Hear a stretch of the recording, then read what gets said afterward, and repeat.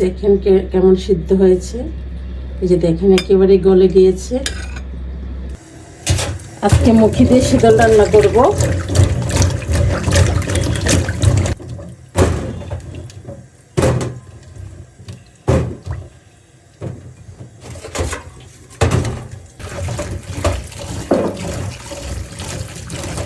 এটা আমাদের হবিগঞ্জের খুবই প্রচলিত একটা খাবার, খুবই পছন্দের একটা খাবার, কচুর মুখি দিয়ে শীতল। তো আজকে আমি কচুর মুখি দিয়ে শীতল রান্না করব।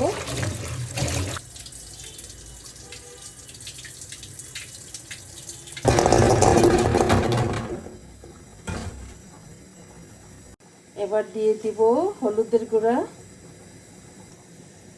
দিয়ে দিব মরিচের গুঁড়া,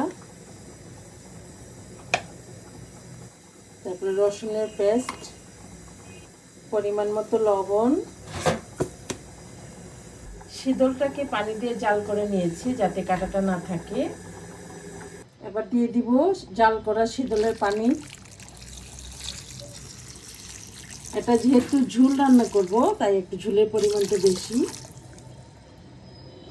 এবার দিয়ে দিব টাকি মাছ।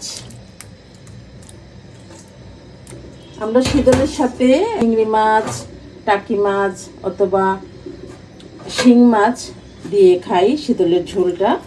তো আজকে আমি টাকি মাছ দিয়ে রান্না করব। এবার চুলায় বসিয়ে দেব।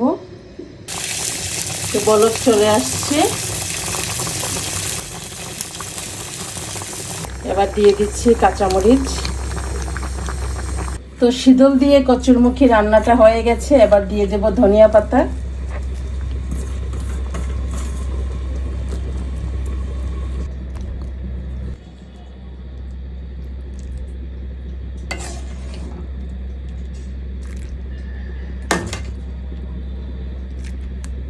এটা হচ্ছে অফ সিজনে, এখন আসলে সিজন না, এটা অফ সিজনে। এই অফ সিজনে এই মুখি দিয়ে কচুর মুখি দিয়ে শীতল রান্না করলে অনেক টেস্ট হয়।